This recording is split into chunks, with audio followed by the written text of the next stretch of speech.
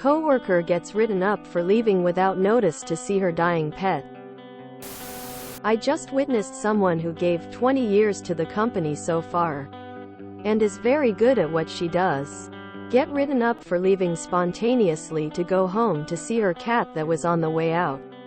The worst part is she just signed it and apologized for leaving early. She's specialty in her field, and easily could have said no.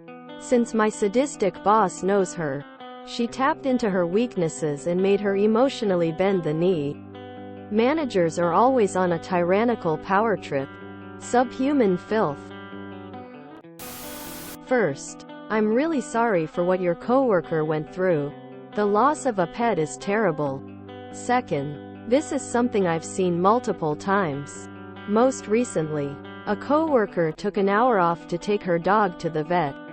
While there, she discovered that her dog was terminally ill and suffering more than she realized. She chose to euthanize. She called our boss and asked if she could just go home for the day, since she'd only be coming back to the office for 1 hour. And our boss refused. She told my coworker that she was out of annual leave and wasn't allowed to go in the negative. That coworker was a hard worker who was never appreciated by the supervisors, and she left after a year. That experience with her dog was definitely one of the things that pushed her to quit. I myself experienced the unexpected loss of my cat earlier this year due to FIP and feline leukemia. I had switched departments at that point and worked for a judge. When I came to his office at lunchtime, crying, and said I had to go home because my cat was dying, he didn't even question it. I asked a coworker to cover for me and left. When we euthanized her, that same coworker covered for a half day of a jury trial so I could spend those last hours with my cat. It was a huge difference from what my coworker in the other department had experienced. I had a manager tell me, "It's just a pet. You need to work." 24 hours after I'd discovered that my cat had passed in her sleep at only 7 years old. She'd been absolutely my little princess, and was a daddy's girl every second of every day. I never went back to that job, and later found out that he'd been told off by multiple others in the business when he complained about me quitting over a stupid pet. The store director even lectured him and made him take sensitivity training. Subhuman filth indeed. Pause. I don't think I could know this fact and do nothing about it. I would have to help karma along in any way that I could. Not to hijack your post or act like suffering is any sort of competition or anything. It's not, but just adding to the conversation. My previous employer did some of the most vile things to people. I was actually having a nervous breakdown from the stress, and my counselor told me I should sue them for a hostile work environment. This was many years ago, but now I wish I had. Very large call center. For context, some examples. 1. We had an emergency line family could call. This was pre-cell days, when people weren't easily reachable.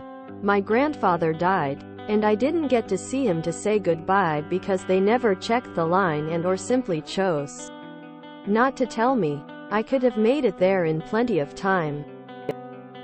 Literal hours passed, and my family called numerous times. I didn't find out until my future Bill, who also worked there, came in to find me and tell me he died and that I'd missed it. 2. During my second pregnancy, I was having intense abdominal pain. I went to my manager's office sobbing because I was afraid I was losing the baby. My manager looked at me and said, "You're off the phones? What about your conformance?" I said, "I don't care about that right now." He was shocked. I left to go to the doctor, and my coworkers bitched him out on my behalf. 3. Colleague was having heart problems. I'm sure the stressful environment contributed greatly. They harassed them to come back after being on medical leave, threatened their job. They had a heart attack their first day back while at work and left by ambulance. I never saw them again. 4. Similarly, they harassed a woman who was out postpartum. Baby was in ICU. Told her she had to come back to work. She did. And her baby died while she wasn't there. This, to me, is by far the most unforgivable thing. This was late 90s. Large employer that still exists. So I genuinely hope things have improved since then. Those long-distance phone bills were super important. Okay? Totally fine to treat people that way. I also want to add that my current employer is amazing. I don't want to say their name because I've had some weird interactions with people on here. Reddit. Not this sub. But they are wonderful. I didn't realize until I started there that my previous employers were all like being in an abusive relationship. I still have PTSD from them. And it's taken me a long time to adjust to being treated like an actual person. I still get scared, paranoid, apologetic about everything and have anxiety attacks. But it's slowly easing and healing with time. Good companies do exist. Don't stay with one that treats you subhuman. They don't deserve you. And you deserve better. We all do. I am so sorry for your coworker's loss. She deserves better and should find a new job. Everyone there should. No one would bat an eye if she said a human was sick. But pets are only animals, and we can't have any feelings towards them being sick. Reminds me of an office job I worked. My cat got sick and had to take him to the vet several times. I was fired 2 days after he died because I took the day off to grieve. My boss made me come back after a doctor's appointment at lunch officially diagnosed me with cancer. Legitimately weeping at my desk, and she asked me about something work-related. They let me go shortly after because of having cancer. P.S. That's crazy. I got sent home when my cat was dying. Came back to work to a lovely piece of art in her memory. When I was a manager at a dog daycare, one of my employees came up to me in tears saying their parents were taking their family dog, super sweet Basset, to the vet and unexpectedly are having to put them down. I just said, go. Yes, it sucks being down a person when you're already short, but holy hell, my heart cannot do that to someone because I've been that someone before. Name the business. Make a fake account if necessary. Don't make requests, but leave information. I'm not asking you if I can leave early. I'm telling you to expect me away due to an unforeseen emergency. Hell, I got written up for giving notice that I was leaving to see my dying cat XD. I'm sorry about your coworker. I just want to say that I wish more people felt like I do. Write me up. Do whatever you want to do as a boss, to make yourself feel better. I don't care. Companies make these rules, but I have never seen them follow through. I left one place after 4 write-ups when I should have been let go after 3. If a company doesn't want you around, they will just find a way to make that happen. When a company tries to punish you by signing something, they are telling you they need you still. First off, I'm so sorry about your coworker and her pet. I walked out of a job I was at for over a year and a half because my boss wouldn't let me in.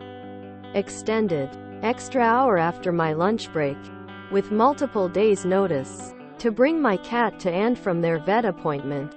I broke down in tears in front of them and a client because I didn't have enough money to take her to the emergency clinic over the weekend. They replied with a blank stare and said, "Sorry, you can't take that hour off." So I went over to my station, took all my belongings, and walked out. My cat passed away a month later, so it was the right decision to walk out.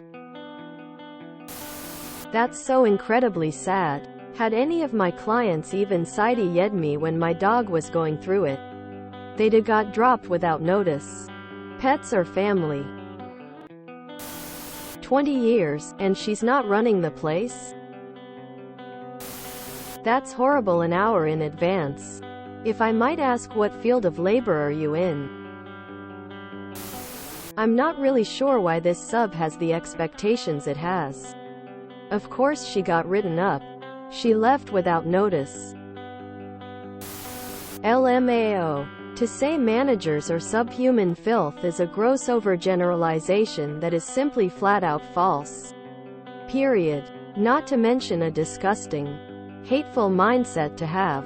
I guess you've never had a good manager? That's unfortunate. But stop generalizing people into groups and then calling them subhuman. Referring to entire groups as subhuman is what white colonists did back in the day to justify slavery. So essentially you have a similar, completely backwards and abhorrent mindset of people trying to justify slavery. I suppose you would also say that MLK, who was a leader, is subhuman filth as well? You have to agree with that statement or you're a hypocrite. Think about what you're typing before posting next time. And stop making false generalizations. Stop trying to spread hate for the sake of spreading hate. Society needs good leaders. That has been true since the beginning of humanity, and will be true for the remainder of humanity. If we intend on surviving as a species, humanity will cease to exist exactly when good leaders cease to exist. A solid 2/3 of the bosses I've had do not like pets and will dock you for it. You have to be an asshole to get ahead, and assholes often do not see the use of a companion animal. If it cannot be useful in some tangible out it in my hand way. I have no answer for this, but expect to see it again, and if your pet is poorly, lie about what you're off to do. I'm so sorry for your coworker's loss. Something similar had happened to me working at the Big M. My childhood dog was being put down and I knew they wouldn't be sympathetic. So I just spent the time I could with him before going to work. I acted normal for the most part. But things got slow in the drive-through, so I ended up opening up a little to a customer who apparently told off my manager at the next window. He was very sweet, and I know he didn't have bad intentions. But it didn't help at all. Lol. I got called into the office after the lunch rush and scolded for being unprofessional. Luckily the manager that wanted to punish me was in training with one of the nicer managers, and when she suggested a write-up, the senior manager realized how bad it would look on paper and said that I should just have more discretion when speaking with customers and that I could have my break early if I wanted to. She told me later that she wanted to let me go home. But we already had multiple people call in sick and she hadn't been able to find anyone else to come in. The fact that this is a common story is sickening to me. I'm glad one of my managers at least had some semblance of sympathy instead of jumping to firing or stuff like the comments here. If you enjoyed this video, please check out our playlists full of similar content. Epic Heracast is like doom scrolling for your ears. Please like, share, and subscribe.